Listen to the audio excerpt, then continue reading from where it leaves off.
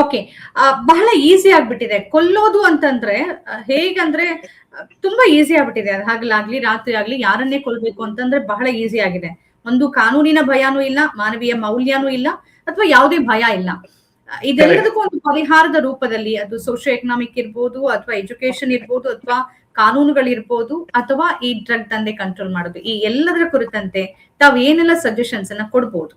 ಮೊದಲನೇದಾಗಿ ನಾವು ಆಗ್ಲೇ ಡಿಸ್ಕಸ್ ಮಾಡಿದ ಮುಖ್ಯವಾದ ಇದು ಏನಂದ್ರೆ ನಮ್ಮ ಸಣ್ಣ ಮಕ್ಕಳಿಂದಲೇ ಅವರಿಗೆ ಈ ತರದ ಸಮಸ್ಯೆಗಳಿರುವಾಗ ಅವರಿಗೆ ಕೌನ್ಸಿಲಿಂಗು, ಅವರಿಗೆ ಅವರೊಟ್ಟಿಗೆ ಅವರ ಈ ಸಮಸ್ಯೆಯ ರೂಟ್ ಅನ್ನ ಅಡ್ರೆಸ್ ಮಾಡ್ಲಿಕ್ಕೆ ಟ್ರೈ ಮಾಡುವಂಥದ್ದು.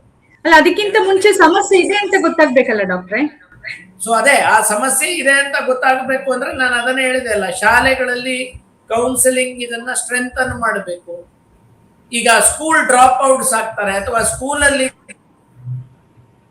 ಸಂದರ್ಭದಲ್ಲಿ ಯಾವ ರೀತಿ ಅದನ್ನ ಅವನನ್ನು ಹೇಗೆ ಅಸೆಸ್ ಮಾಡೋದು, ಏನ್ ಮಾಡಬಹುದು, ಅಥವಾ ಸ್ಕೂಲ್ ನಲ್ಲಿ ಸಬ್ಸ್ಟೆನ್ಸ್ ಯೂಸ್ ಇದು ಇರುತ್ತೆ, ಅದನ್ನ ಯಾವ ರೀತಿಯಾಗಿ ಅರ್ಲಿ ಆಗಿ ಟ್ರ್ಯಾಕ್ ಮಾಡುವಂಥದ್ದು, ಇದನ್ನ ನೋಡ್ಬೇಕಾಗತ್ತೆ.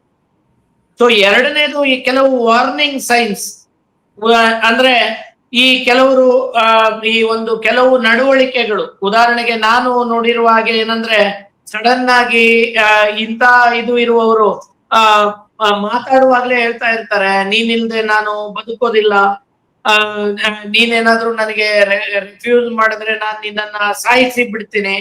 ಮತ್ತೆ ಇನ್ನೂ ವಿಚಿತ್ರ ಇದು ನೋಡಿದಾನೆ, ಫೋನ್ ಅನ್ನ ಟ್ರ್ಯಾಕ್ ಮಾಡುದು ಇವ್ರದ್ದು. ಏನಂದ್ರೆ ಈಗ ಲವ್ ಅಫೇರ್ ಇದ್ರೆ ಅವಾಗ ಚೆಕ್ ಮಾಡುದು, ಈ ತರದ್ದೆಲ್ಲ ಇದು ಇರುವಾಗ ಈ ಎಚ್ಚರಿಕೆಯ ಗುರುತುಗಳನ್ನ ನೋಡಿ ಇದಕ್ಕೆ ಏನಾದ್ರೂ ಅದೇ ಹೇಳಿದೆ ಅಲ್ಲ, ಬೇಕಾದ್ರೆ ಅವರಿಗೆ ಅವರೊಂದಿಗೆ ಮಾತಾಡಿ ಹೀಗೆ ನೀನು ಮಾಡ್ತಾ ಇರೋದು ನನಗೆ ತುಂಬಾ ಕಷ್ಟ ಆಗುತ್ತೆ ಅನ್ನೋದ್ರ ಬಗ್ಗೆ ಡಿಸ್ಕಷನ್ ಆಗ್ಬೇಕು. ಮತ್ತೆ ಇವೆಲ್ಲದಕ್ಕಿಂತ ಹೆಚ್ಚಾಗಿ ಈ ಏನು ಮರ್ಡರ್ ಆಯ್ತು, ಇದಕ್ಕೂ ಮುಂಚೆ ಅಸಾಲ್ಟ್ಸ್ ಇದೆಲ್ಲ ಆಗಿರುತ್ತೆ ಇದೇ ವಿಷಯಗಳಲ್ಲಿ, ಅವುಗಳು ಕಾನೂನಿನ ಆಯಾಮದಲ್ಲಿ ಅದನ್ನ ಸರಿಯಾಗಿ ಹ್ಯಾಂಡಲ್ ಮಾಡುವಂಥದ್ದು.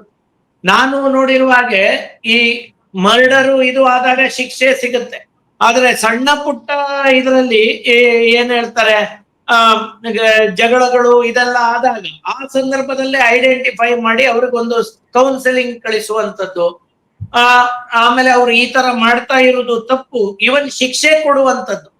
ಈಗ ನಾವೇನ್ ಮಾಡ್ತೇವೆ ಅಂದ್ರೆ ಅದನ್ನ ಮಾನವೀಯ ನೆಲೆಯಲ್ಲಿ ಬಿಟ್ಬಿಡ್ತೇವೆ, ಆದ್ರೆ ಅವು ಶಿಕ್ಷೆಯೇ ಆಗದೆ ಇದ್ದಾಗ ಯಾವುದು ಸರಿ ಯಾವುದು ತಪ್ಪು ಗೊತ್ತಿಲ್ಲದ ಈ ಜನ ಇನ್ನೂ ಜಾಸ್ತಿ ಸೀರಿಯಸ್ ಅಫೆನ್ಸ್ ಗಳನ್ನ ಮಾಡ್ತಾರೆ. ಇದ್ರ ಬಗ್ಗೆ ನಾವು ಸೀರಿಯಸ್ ಆಗಿ ಯೋಚನೆ ಮಾಡ್ಬೇಕು.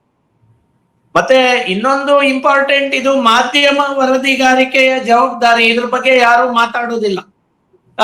ಈ ಕೃತ್ಯಗಳನ್ನ ಒಂದು ಪ್ರೇಮ ವೈಫಲ್ಯದ ಭಾಷೆ, ಪ್ರೇಮ ವಿಫಲವಾಗಿ ಕೊಲೆ, ಇದನ್ನ ಪದೇ ನೀವು ಇದು ಮಾಡ್ತಾ ಹೋದ್ರೆ, ಅಥವಾ ಈ ಒಂದು ಪ್ರೇಮ ವೈಫಲ್ಯ ಪ್ರೇರಿತ ಹತ್ಯೆ, ಈ ತರ ಒಂದು ಇದನ್ನ ಪದೇ ಹೇಳ್ತಾ ಹೋದ್ರೆ ಜನಸಾಮಾನ್ಯರು ಇದರಿಂದ ಇದು ಒಂದು ರೀತಿಯಲ್ಲಿ ಏನಾಗುತ್ತೆ ಅಂದ್ರೆ ನಾರ್ಮಲೈಸೇಷನ್ ತರ, ಈ ತರ ಆಗುತ್ತೆ, ಮಾಡಿದ್ದಾರೆ.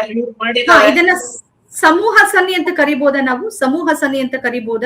ಸೊ ದಕ್ಷಿಣ ಕನ್ನಡದಲ್ಲಿ ಒಬ್ಬ ವ್ಯಕ್ತಿ ಒಂದ್ ಫ್ಯಾಮಿಲಿಯನ್ನ, ಒಂದು ಮುಸ್ಲಿಂ ಫ್ಯಾಮಿಲಿಯನ್ನ, ಇಡೀ ಫ್ಯಾಮಿಲಿಯನ್ನ ಒಂದೆರಡು ವರ್ಷದ ಹಿಂದೆ ಹತ್ಯೆ ಮಾಡಿದ, ಇದನ್ನ ಸಮೂಹ ಸನ್ನಿ ಕೆಮ್ಮಣ್ಣು. ಹೌದು ಕರೆಕ್ಟ್. ಅದೇ ಇದು ಇವುಗಳ ಬಗ್ಗೆ ಚರ್ಚೆ ಆಗತ್ತೆ, ಆದ್ರೆ ಇವು ಆಗದ ಹಾಗೆ ಹೇಗೆ ನೋಡ್ಕೊಳ್ಬೋದಿತ್ತು, ಏನೇನು ಮಾಡಬಹುದಿತ್ತು, ಈ ಬಗ್ಗೆ ಚರ್ಚೆಗಳು ಬಹಳ ಕಡಿಮೆ. ಇವತ್ತು ನಮ್ಮ ಸಮಾಜದಲ್ಲಿ ಬೇಕಾಗಿರುವಂತ ಇದು ಏನಂದ್ರೆ ಈ ತರದ ಒಂದು ಇದು ಬಂದಾಗ, ಸಿಚುವೇಶನ್ಗಳು ಬಂದಾಗ ಯಾವ ರೀತಿಯಾಗಿ ಅಂದ್ರೆ ಈಗ ಉದಾಹರಣೆಗೆ ಈಗ ಇವತ್ತು ನಾವು ಕೊಲೆಗಳನ್ನ ನೋಡಿದ್ವಿ. ಈ ಕೊಲೆಗಳು ಇದ್ರ ಬಗ್ಗೆ ತುಂಬಾ ಸೆನ್ಸೇಷನಲ್ ಆಗಿ ವರದಿ ಮಾಡುವುದಕ್ಕಿಂತ ಈ ತರದ ಮುಂಚೆ ಏನಾದ್ರೂ ಕ್ಲೂಸ್ ಇತ್ತ ಅಟ್ಯಾಕ್ಸ್ ಗಳಿಗೆ, ಅದನ್ನ ನಾವು ಪ್ರಿವೆಂಟ್ ಮಾಡಬಹುದಿತ್ತ, ಸೆನ್ಸಿಬಲ್ ಆಗಿ ಮಾಡಿದ್ರೆ ಚೆನ್ನಾಗಿರುತ್ತೆ, ಕರೆಕ್ಟ್ ಮಾಡಬಹುದಿತ್ತು ಅಂತ ಮಾಡಬೇಕು ಅಂತ ನನಗೆ ಅನ್ಸುತ್ತೆ. ಸರಿ. ಓಕೆ. ಅದ್ರ ಜೊತೆ ಈ ಡ್ರಗ್ ಅಥವಾ ಗಾಂಜಾ ಬಹಳ ಈಸಿಯಾಗಿ ಸಿಗ್ತಾ ಇದೆ, ಅದ್ರ ಬಗ್ಗೆ ಮತ್ತು ಈ ಸಂಬಂಧಪಟ್ಟಂತೆ ಕಾನೂನುಗಳು ಇನ್ನು ಬಿಗಿಯಾಗೋದ್ರ ಬಗ್ಗೆ ಏನ್ ಹೇಳ್ಬೋದು ತಾವು?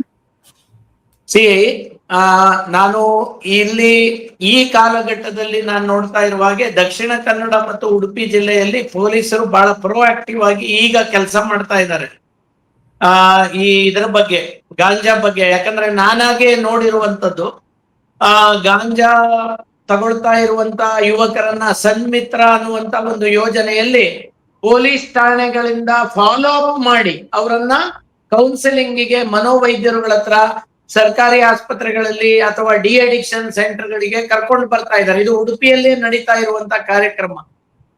ಇದರ ಬಗ್ಗೆ ನಾನು ಮೆಚ್ಚುಗೆಯನ್ನು ಕೂಡ ಸೂಚಿಸಿ SP ಅವರಿಗೆ ಲೆಟರ್ ಕೂಡ ಬರೆದಿದ್ದೆ. ಇದನ್ನ ಯಾಕೆ ಹೇಳ್ತಾ ಇದ್ದೇನೆಂದ್ರೆ, ಇದು ಸಮಾಜದ ಜವಾಬ್ದಾರಿ. ಇವತ್ತು ನಾನು ಆಗ್ಲೇ ಸ್ಟಾರ್ಟಿಂಗ್ ಅಲ್ಲೇ ಹೇಳಿದೆ, ಗಾಂಜಾ ನಮ್ಮ ಮೆದುಳನ್ನ ಯಾವ ರೀತಿ ಇದು ಮಾಡುತ್ತೆ. ಅದು ಈ ಯುವಕರು, ಅಪಕ್ವ ಮೆದುಳಿನ ಯುವಕರು, ಅಂದ್ರೆ 23, 24 ವಯಸ್ಸಿನ ಮಕ್ಕಳು ಗಾಂಜಾವನ್ನ ತಗೊಂಡು ಕೂಡಲೇ ಅವ್ರಿಗೆ ಏನಾಗುತ್ತೆ, ಅವರ ಬ್ರೈನ್ ಏನಿದೆ already it is immature, it is under construction. ಏನ್ ಮಾಡಬೇಕು ಏನ್ ಮಾಡಬಾರ್ದು ಗೊತ್ತಾಗುದಿಲ್ಲ, ಅಗ್ರೆಸಿವ್ ಆಗ್ತಾರೆ.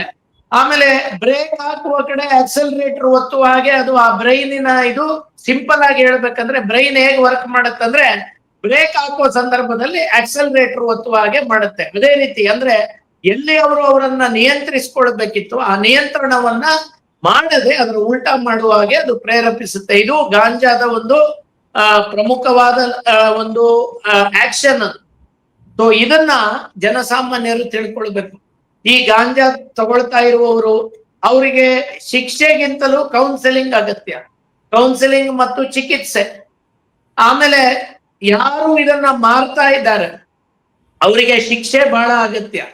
ಆದ್ರೆ ನೀವು ನಮ್ಮ ಒಂದು ಸೊಸೈಟಿಯಲ್ಲಿ ನೋಡಿದ್ರೆ ಶಿಕ್ಷೆ ಬಹಳ ಕಡಿಮೆ. ಎಷ್ಟೋ ಸಂದರ್ಭಗಳಲ್ಲಿ ಇವರಿಗೆ ಶಿಕ್ಷೆಗಳೇ ಆಗುದಿಲ್ಲ. ನಮ್ಮ ಕಾನೂನಿನ ಒಂದು ಇದರಲ್ಲಿ ಪೋಸ್ಟ್ಪೋನ್ಮೆಂಟ್ ಆಗುತ್ತೆ, ತುಂಬಾ ಟೈಮ್ ತಗೊಳುತ್ತೆ. ಆ ಟೈಮಿನಲ್ಲಿ ಕೇಸ್ಗಳಿಗೆ ಸೀರಿಯಸ್ನೆಸ್ ಇರೋದಿಲ್ಲ. ಸೊ ಇದರಿಂದಾಗಿ ಬಹುಶಃ ನಮ್ಮ ಕಾನೂನು ಟೈಟ್ ಆಗಬೇಕು. ಪೊಲೀಸರು ಪೆರೋಲ್ ಮಾಡುವಂಥದ್ದು ಮತ್ತು ಈ ಗಾಂಜಾವನ್ನ ಸೇಲ್ ಮಾಡುವಂಥದ್ದು, ಸೇಲ್ ಮಾಡಿದಾಗ ಹಿಡಿದಾಗ ಅವರಿಗೆ ಪನಿಷ್ಮೆಂಟ್ ಕೊಡುವಂಥದ್ದು, ಇದನ್ನೆಲ್ಲ ಕಂಟ್ರೋಲ್ ಮಾಡಿದ್ರೆ ಡೆಫಿನೆಟ್ ಆಗಿ ಬೇರೆ ಇದನ್ನ ಕಂಟ್ರೋಲ್ ಮಾಡ್ಲಿಕ್ಕೆ ಆಗುತ್ತೆ ಅಂತ ಹೇಳಲಿಕ್ಕೆ ಇಷ್ಟಪಡ್ತಾರೆ.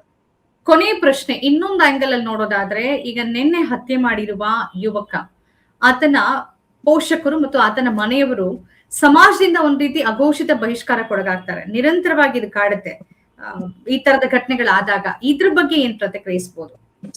ಹೊಣೆಗಾರರನ್ನಾಗಿ ಅವರನ್ನು ಮಾಡಲಾಗಿದೆ. ನನ್ನ ಪ್ರಕಾರ ನಾವು ಯಾವುದೇ ಒಂದು ಫ್ಯಾಮಿಲಿಯನ್ನ ದೋಷಿಸಿ ಇದು ಮಾಡ್ಲಿಕ್ಕೆ ಆಗಲ್ಲ.